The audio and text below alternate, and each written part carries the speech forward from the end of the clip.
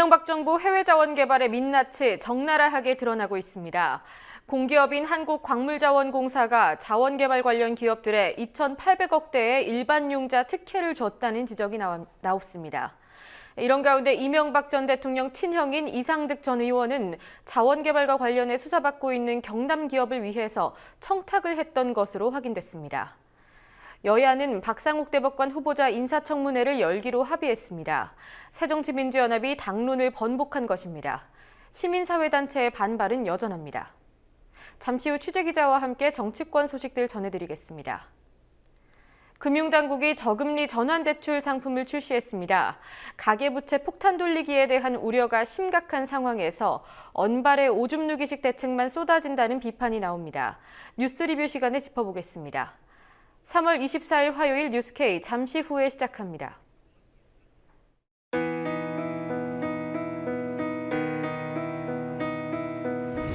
(1960년 4월 19일) 당시 언론은 빨갱이 데모라고 했습니다. 지금 우리는 혁명의 역사로 기억합니다.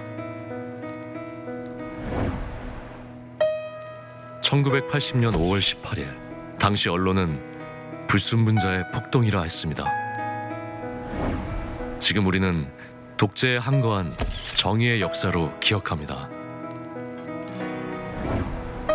1987년 6월 10일 당시 언론은 대학생 가두 시위라 했습니다. 지금 우리는 민주주의를 쟁취한 감격의 역사로 기억합니다.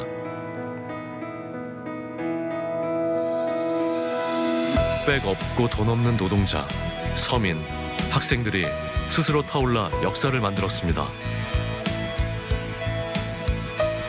현실은 다시 타오를 것을 요구하고 있습니다.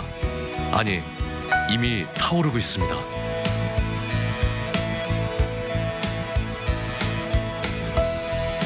빨갱이를 종북으로, 불순분자를 외부 세력으로, 언론은 말만 바꿨을 뿐 역사를 부정하고 있습니다. 2014년 4월 1일 국민TV가 개국한 이유입니다. 국민TV는 역사를 역사로 기록하겠습니다.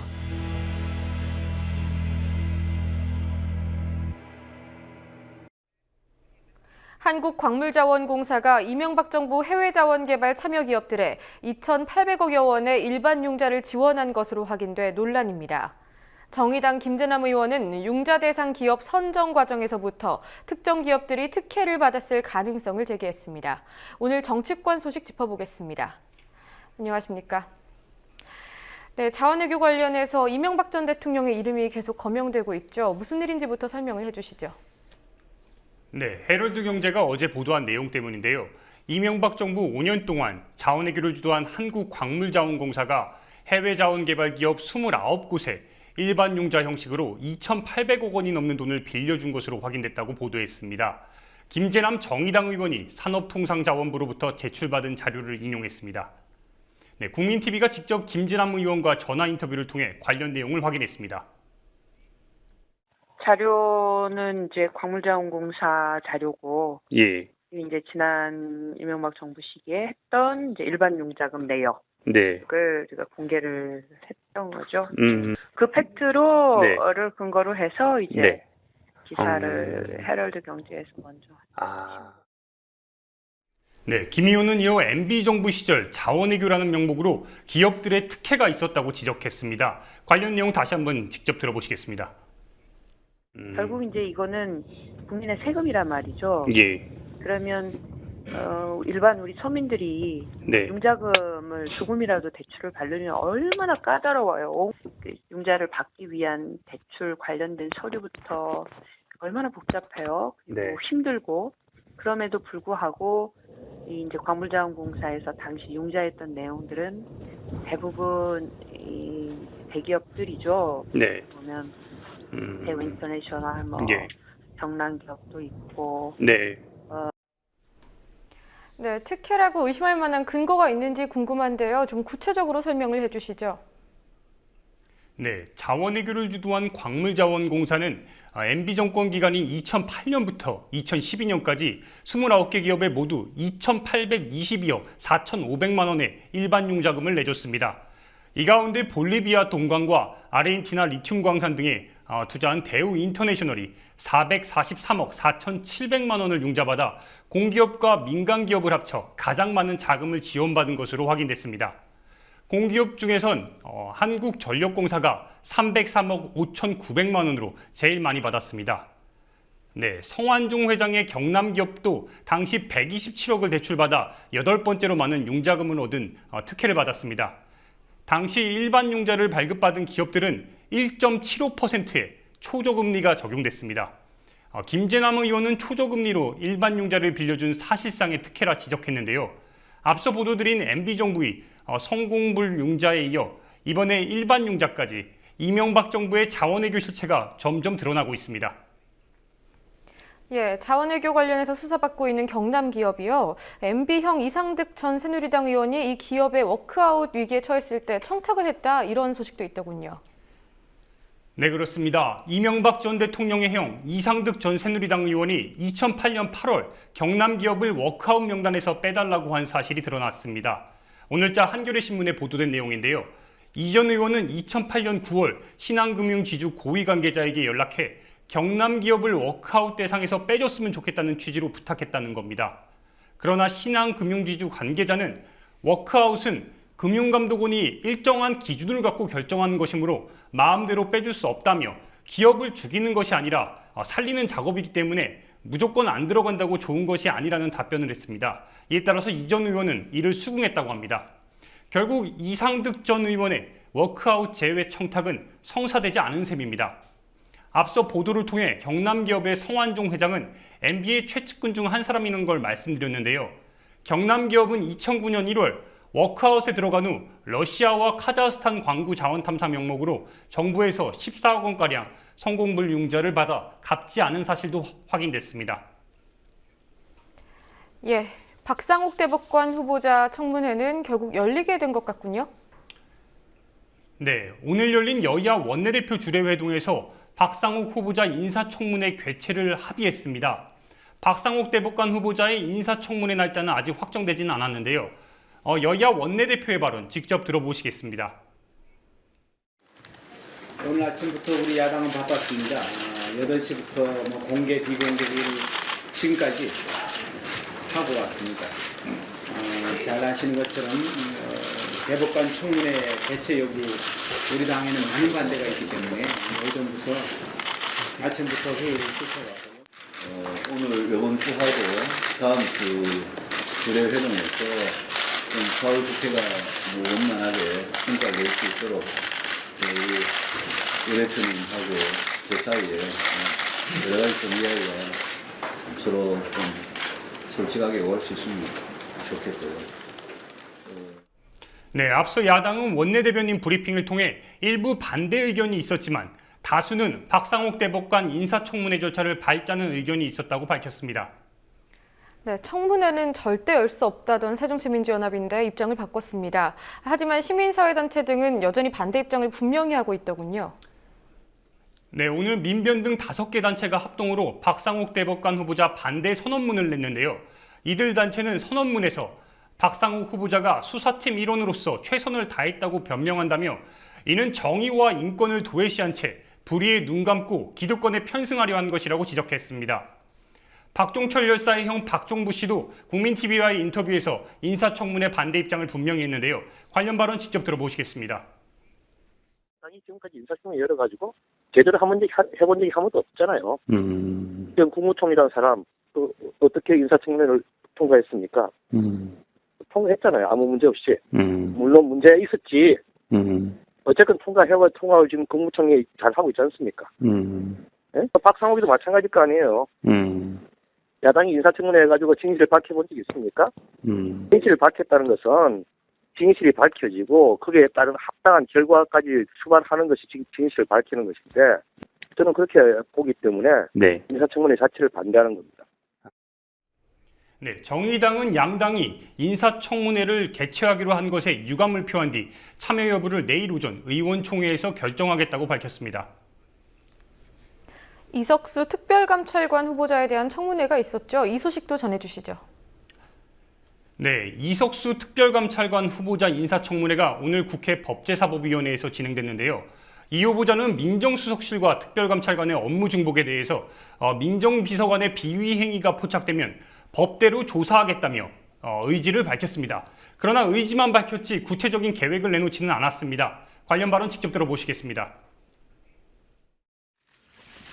민정수석실의 권한에 대해서 지금 정확하게 이해는 못하고 있습니다만은 일부 중복되는 부분이 있을 수 있다고 생각을 합니다.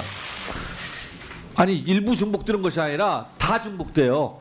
앞으로 이거 어떻게 조율할 나갈 생각입니까? 특별감찰관법의 그 감찰 대상 범위하고 지금 민정수석의 수석실에 있는 권한의 범위가 겹치는 부분이 있는 것은 사실입니다. 이거에 대해서 임명이 되면 그 적절한 방법으로 조율해 나갈 수 있는 방안을 마련해 나가도록 하겠습니다. 자, 예를 들면 네, 이석수 후보자는 그러면서 세금만 축내는 일이 없도록 하겠다고도 말했는데요. 이에 대해 여당 의원들조차 이 후보자를 향해 제대로 감찰할지 걱정이라고 지적했습니다. 이 법이 특별감찰관이 감찰을 엄정하게 하라는 쪽보다는 혹시라도 특별감찰관이 권한을 남용하면 어떡하나 하는 우려를 법이나 시행령은 많이 우려를 하신 게 아닌가 하는 느낌을 읽으면서 많이 받았습니다. 사실. 그거 걱정할 게 아니라 제대로 감찰할 것을 걱정해야 된다. 예. 이거를 좀 분명하게 생각을 해주시고 그 얘기는 이제 그만하세요. 알겠습니다. 지금 우리 동료 의원들께서 몇 가지 이제 구체적인 사례와 관련해서 감찰을 촉구하거나 감찰 대상인지 여부에 대해서 물었습니다. 근데 후보자의 답변이 대체로 좀 불명확하고 이른바 정윤회 문건에 관한 얘기도 있었다고요. 네, 그렇습니다. 의원들은 정윤회 문건 파동을 언급하며 청와대 비서관급도 감찰 대상 범위에 포함돼야 한다고 지적했습니다. 이는 감찰 대상이 대통령 사촌인의 친족과 대통령 비서실의 수석 비서관 이상이라 비선 실세로 지목된 비서관들은 감찰 대상에서 제외되기 때문입니다. 그러나 이 후보자는 감찰 대상의 범위가 적절한지 확대해야 하는 건지는 그 이후에 생각하는 게 순서라 말해 감찰 대상 범위 확대에 대해 완곡하게 거절 의사를 밝혔습니다. 이 때문에 이상민 법제사법위원장은 형식적인 법에 근거해서 말씀하시면 의원들이나 국민들이 볼 때 매우 미흡하다며 생계형 특별감찰관이 돼선 안 되지 않냐고 이 후보자의 발언을 꼬집었습니다. 네, 마지막으로 김영란법과 관련된 소식도 짚어보겠습니다. 오늘 국무회의를 통과했더군요. 네, 그렇습니다. 부정청탁 및 금품 등 수수를 금지하는 김영란법. 지난 3일 국회를 통과한 지 약 3주 만에 국무회의를 통과했습니다. 박근혜 대통령 재가를 거쳐 이르면 내년 10월 시행될 것으로 보이는데요. 김영란법은 공직자 등이 직무와 관계없이 1회 100만 원, 연간 300만 원을 초과하는 금품 또는 향응을 받으면 형사처벌하는 내용을 담고 있습니다. 그러나 2016년 10월이면 현재의 19대 국회가 끝난 뒤라 현역 의원들은 모두 김영란법의 적용 대상에서 벗어나게 됩니다. 이 때문에 적용 시점을 두고 꼼수를 부린 것 아니냐는 지적이 계속되고 있습니다. 예, 여기까지 듣겠습니다. 수고하셨습니다. 김무성 새누리당 대표의 이른바 청년정당 행보, 시작부터 진정성 논란이 불거지고 있습니다. 신림동 고시촌에서 만났던 청년들을 오래전부터 계획된 방해 세력이라고 표현한 김 대표의 발언이 오늘 전해졌습니다. 어제 청년들 앞에서는 분명히 분노를 이해한다고 말했던 김 대표인데요. 청년들의 비판을 받아들일 준비가 돼 있는지 의문입니다. 권현주 기자입니다. 공약이나 지키고 오세요. 고시촌에서 청년들 다 죽어가는 거 알고 계십니까? 서울시 관악구 고시촌을 방문한 김무성 새누리당 대표를 향해 청년들이 소리칩니다. 한국청년연대 소속 청년들과 일부 대학생, 고시생들은 정부와 여당의 청년정책 실패를 규탄하는 피켓을 들고 거세게 항의했습니다.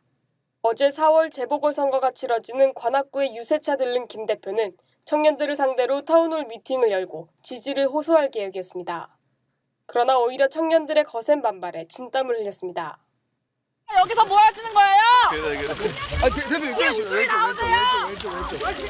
왼쪽 어디로 가는 이날 청년들은 피켓을 들고 너나 가라 중동, 반값 등록금 정책은 어떻게 됐나라는 구호를 외치며 시위를 벌였습니다.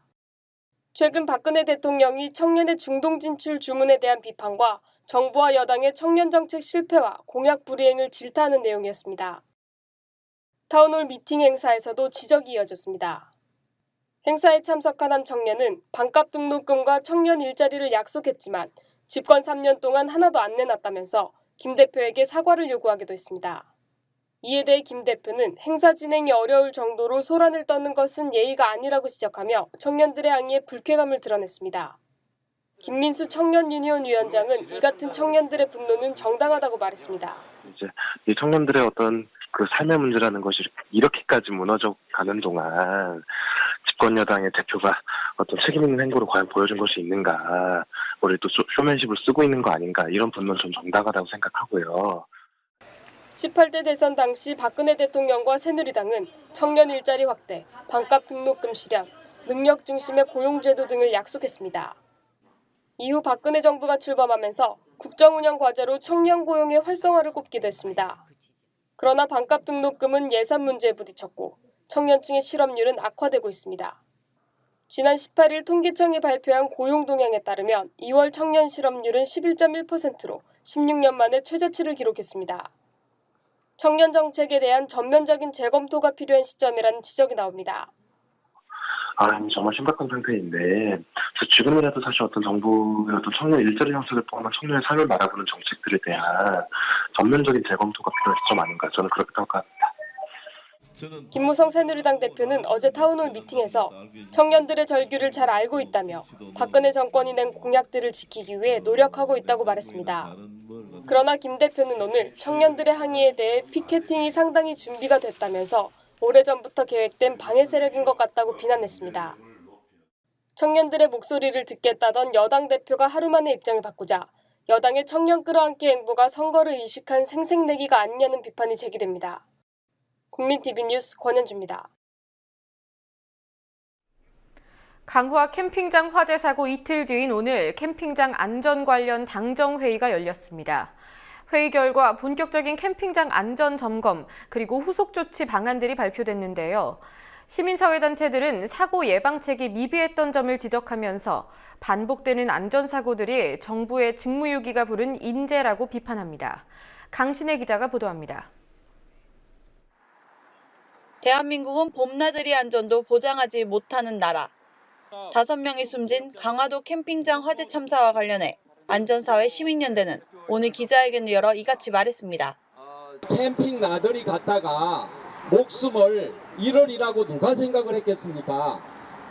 봄나들이 가다가 목숨을 잃고 생명을 빼앗기는 이런 대한민국은 아니지 않습니까?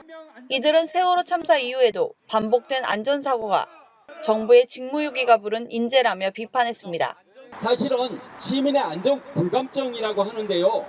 바로 대한민국 정부의 안전 불감증이고 대통령의 안전 불감증이고 국민 안전처의 안전 불감증입니다. 시민은 그 시설이 되어 있으면 이것이 나름의 허가를 거쳤거나 나름의 점검이 되겠다고 생각을 하고 그 자리에 가는 것이지. 글램핑장에 설치되어 있는 텐트는 불에 타기 쉬운 소재로 만들어졌고 텐트 안에서는 전열기구를 사용하고 있는데도 관련 부처는 그 사실을 파악조차 하지 못한 상태였습니다. 화재 사고 이후 안전대책 검토를 마련하는 자리도 늑장이었습니다. 강화도 캠핑장 화재 사건은 지난 22일 새벽에 발생했지만 이틀이 지난 오늘에서야 정부와 새누리당은 캠핑장 안전 관련 당정회의를 열고 안전대책을 논의했습니다. 당정이 내놓은 대책은 전국의 캠핑장 안전점검 전수조사를 실시하고 미등록 캠핑장을 타업적으로 전환시키거나 폐쇄 조치를 하겠다는 겁니다. 이미 수년 전부터 캠핑하는 사람들이 급속도로 늘어났는데도 안전 상태를 점검하기는커녕 그 규모조차 파악하지 못한 상태임을 알려주는 대책이었습니다. 야영 인구가 늘어났는데도 제도적 정비가 부족했던 게 사실, 구체적 안전기준 규정이 미흡한 상황이라는 등 당정회의에 참석한 정부와 여당 관계자들은 한 목소리로 말했습니다. 항상 사고가 터진 뒤에야 움직이는 정부의 행동에 뒷북, 소위 고 외양간 고치기라는 비판이 나오는 이유입니다. 정부의 부실한 초기 대응으로 발생한 세월호 참사가 1년이 다 돼갑니다. 그 계기로 만들어진 국민안전처가 출범한 지도 이제 넉 달이 넘었지만 대한민국의 참사는 계속되고 있습니다. 국민TV 뉴스 강신혜입니다.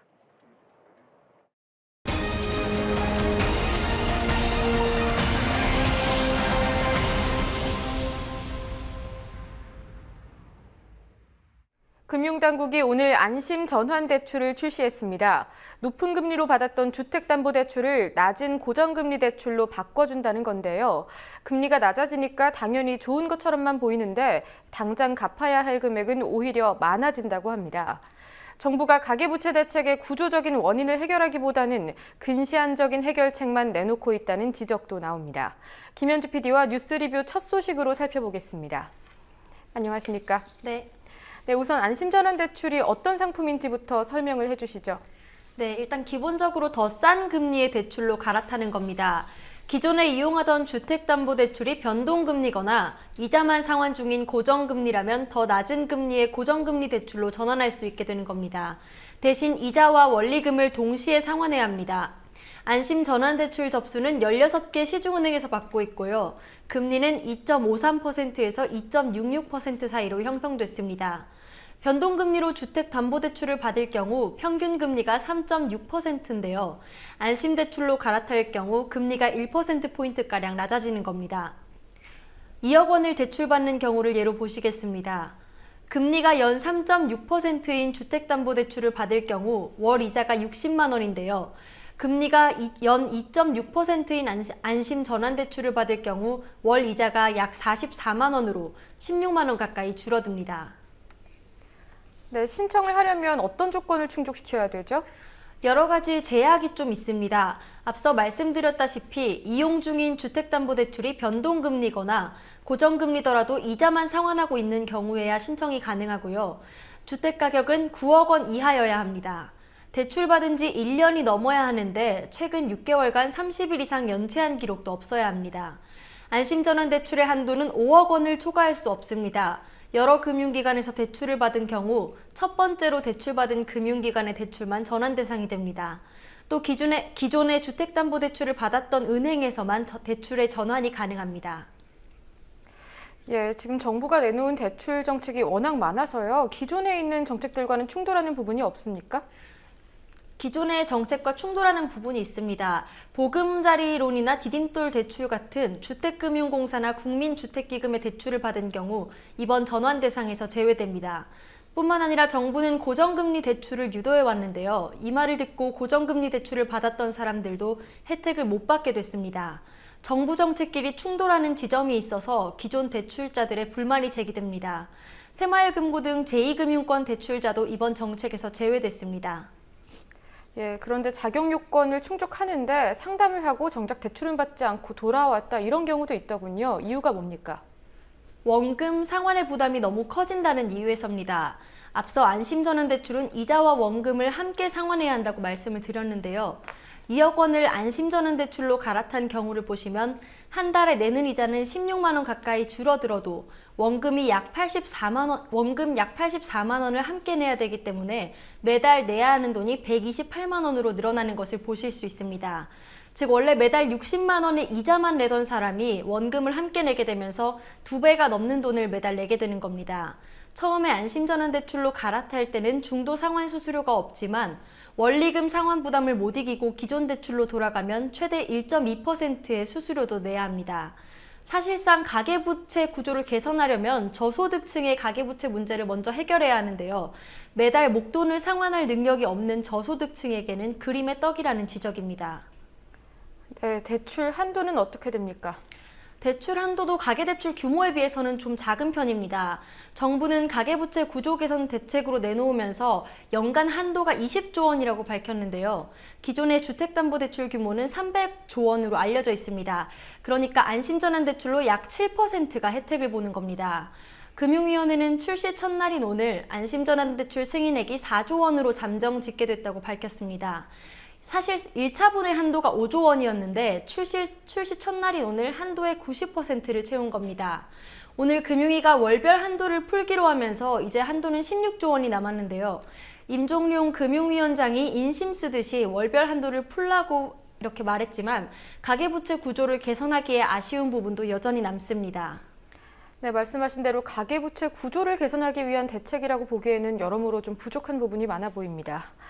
예, 그리고 청년들이 중동에 취업해서 대한민국이 텅텅 빌 정도가 돼야 된다 이런 말을 했던 박 대통령이 오늘도 중동 진출을 언급했더군요. 네, 오늘은 박 대통령이 청와대 수석 비서관 회의에서 이런 말을 언급했습니다. 청년 일자리는 중동을 중심으로 하는 해외에 많이 있다며 다시 한번 중동 취업을 강조한 건데요. 국내에서는 인력의 수요와 공급이 맞지 않는다며 이런 미스매치를 해결하려고 노력해도 일자리 자체가 없어 의미가 없다고 말했습니다.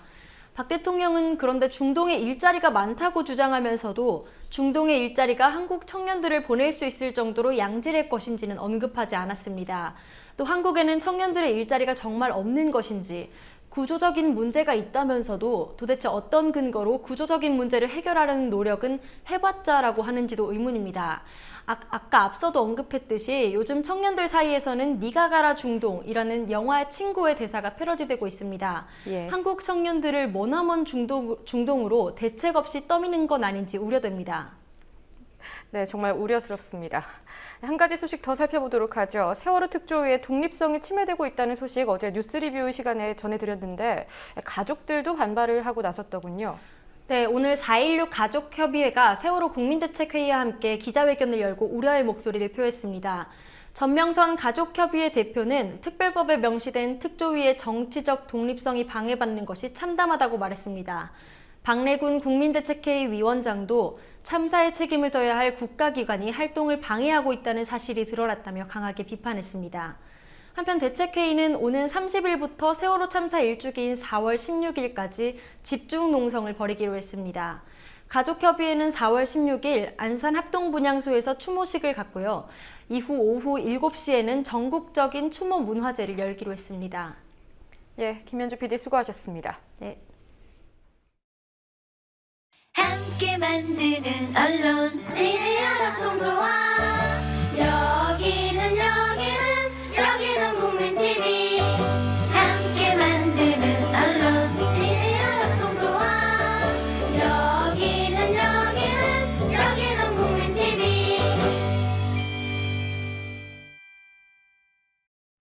오늘 이기권 고용노동부 장관과 한상균 민주노총 위원장이 만났지만 입장 차만 확인하고 헤어졌습니다.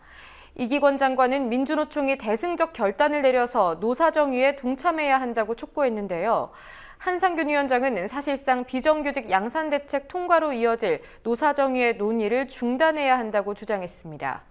한 달 앞으로 다가온 민주노총 총파업은 예정대로 진행될 가능성이 더 커졌습니다. 성지훈 기자가 취재했습니다. 접점은 없었습니다. 정부는 노사정의원회를 통한 대화만을 요구했고 민주노총은 노사정의 중단을 대화를 위한 선결과제로 내세웠습니다. 결국 양측 모두 실질적인 성과는 없었다고 오늘 만남을 평가했습니다. 민주노총은 4월 총파업에 역량을 집중하겠다는 입장을 재확인했고 고용노동부는 민주노총의 대승적 결단을 바란다고 말했습니다. 노동부 장관의 철학이 제가 보기에는 재벌들의 이해와 다르지 않다는 것을 느꼈고요. 결국 이것이 현 정부의 입장인 것들을 느꼈습니다. 그래서 노사정위원회 이 협의 과정에 민주노총 위원장께서 대승적 결단을 하셔가지고 들어오셔가지고 좀 어렵지만 대화를 하시는 게 정말 바람직하지 않나 다시 한번. 이기권 고용노동부 장관과 한상균 민주노총 위원장은 오늘 오후 1시 20분 민주노총 위원장실에서 만났습니다. 이 장관의 요청에 민주노총이 응해 성사된 오늘 만남은 방한남 전 장관 이후 1년 9개월 만에 이뤄진 민주노총과 고용노동부 간의 대화입니다. 오랜만의 만남인데다 민주노총이 총파업을 예고하고 있어 대화의 성과에 많은 이목이 쏠렸지만 서로의 입장 차이를 확인하는 데 그쳤습니다. 짧은 모두 발언 이후 비공개로 진행된 대화에서 이기권 장관은 대화의 필요성을 거듭 강조했고 한상균 위원장은 대화를 위해선 노동시장 구조 개혁안을 비롯한 노동 현안에 대해 정부의 반성과 전향적 입장이 필요하다고 맞섰습니다. 민주노총은 특히 지난 2013년 철도 파업 당시 공권력이 민주노총을 침탈한 사건에 대해 정부가 사과하고 일방적인 노사정의 합의 시도를 중단해야 한다고 요구했습니다. 하지만 이기권 장관은 민주노총 침탈 사건에 대해 자신이 없었을 때 이뤄진 일이고 대화와 소통이 이루어지면 재발은 없을 것이라며 사과를 하지 않았습니다. 노사정의 중단 요구에 대해서도 이 장관은 노정 간의 대화를 통해 문제를 풀어가자며 민주노총의 노사정의 참여를 주문했습니다. 한상균 위원장과 이기권 장관은 이 밖에도 최저임금 인상과 공무원 연금 계약 중단 등 민주노총이 내세우고 있는 4대 노동 현안에 대해 현격한 입장 차이를 보였습니다. 한상균 위원장은 오늘 만남을 통해 총파업의 필요성을 다시 확인할 수 있었다고 말했습니다. 앞으로 민주노총은 오늘을 최고의 통첩으로 하고 총파업을 더 힘있게 조져가는 데 책임감을 느끼면서 매진하겠다. 이 장관은 이번 만남을 노정 간 대화의 물꼬가 터졌다고 평했지만 민주노총의 대승적 결단만을 요구하는 태도에서 노사정의 타협을 열을 민주노총 총파업을 한 달 앞둔 시점에 정부의 형식적인 시간 끌기 제스처라는 지적이 따를 것으로 보입니다. 의제 듣고 또 우리도 노동시장 구조 개선이 왜 중요한지 설명도 했고. 국민TV 뉴스 성지훈입니다. 광고인 듯 광고 아닌 광고 같은 방송들, 사실상 광고가 맞았습니다. 최근 공개된 MBN 랩 영업일지에는 특정 식품에 대한 방송이 방영되자 홈쇼핑에서 목표치 판매를 달성했다고 써 있었습니다. 광고 영업 과정에는 보도국 또는 소속 기자가 관여한 정황도 포착됐는데요. 방송의 공영성을 해치는 약탈적 광고 영업 행태, 근본적인 원인을 조아라 기자가 보도합니다. 종합 편성 채널의 한 프로그램입니다. 한 제품의 효능에 대한 설명이 이어집니다. 방송사의 광고 영업 중 하나인 PPL, 제품 간접 광고입니다. 최근 공개된 MBN 랩 영업일지를 보면 광고주가 프로그램 재방송을 문의하고 홈쇼핑에서 해당 제품 판매율이 목표치를 넘었다는 내용이 있습니다. 프로그램에 관심을 보이는 광고주에게 3천만 원 제안서를 접수하고 협찬을 유도할 예정이란 내용도 들어 있습니다. 방송 프로그램이 제품 광고 또는 홍보를 위해 활용되는 것 아니냐는 의심을 살 만한 대목입니다. 언론사의 소위 약탈적 광고 영업 행태는 비단 어제 오늘 일만은 아닙니다. 현재 우리나라 신문 광고 시장에서는 광고주가 신문과의 우호적인 관계를 유지하기 위해 광고를 내는 경우가 많습니다. 종편이 공중파와는 달리 모회사인 조선일보, 중앙일보, 매일경제 등으로부터 광고 영업 방식을 답습했기 때문이라는 분석이 나오는 이유입니다. 종편의 보도 기능도 다른 케이블 사업자들에 비해서 광고 영업하는 데 유리하게 작용합니다. 결과적으로 종편의 경우 광고주가 프로그램 제작, 편성에 입김을 넣기 쉽다는 의혹이 자연스럽게 제기됩니다. 2012년에서 2013년 사이 전체 방송 광고 시장 증감률입니다. 전체 시장은 2.4% 하락했지만 종편은 4.8%에서 6.7%로 유일하게 성장세를 보였습니다. 지난해 종편의 광고 영업 행태 문제를 해결하기 위해 직접 영업에서 미디어랩 체제, 다시 말해 보도 제작과 광고를 분리하는 방송 광고 판매 대행사 체제로 바뀌었습니다. 미디어랩이 종편을 대신해 기업의 광고 시간을 팔고 수수료를 받는 겁니다. 하지만 종편 4사의 141 미디어랩을 허용해 직접 광고 영업과 다름없어 전에 비해 달라진 것이 없다는 비판의 목소리가 나옵니다. 방송통신위원회는 MBN 랩의 미디어랩법 위반 여부를 살펴보겠다고 밝혔지만 전문가들은 회의적이라는 반응입니다. 성공회대 신문방송학과 최진봉 교수는 종편의 광고 영업 행태는 1인 1랩 제도로 방통위가 환경을 만들어준 탓이라고 말했습니다. 종편의 광고를 공동관리하는 독립적인 미디어랩을 만들어야만 보도와 제작이 광고와 연결되는 약탈적 행태를 뿌리 뽑을 수 있다는 지적입니다. 국민TV 뉴스 조아라입니다.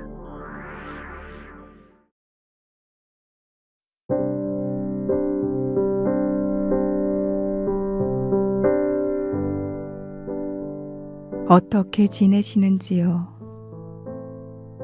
춘분 지나고 오늘은 종일 바람이었습니다. 거친 바람에 쓸려갈 것 모두 가버리면 얼마나 좋을까요?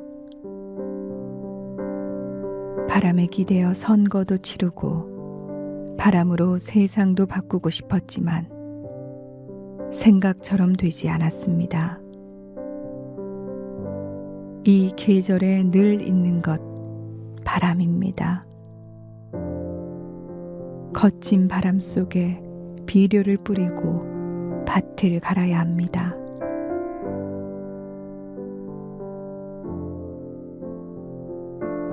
그랬습니다. 사는 건 늘 바람에 맞서는 묵묵한 노동이었습니다.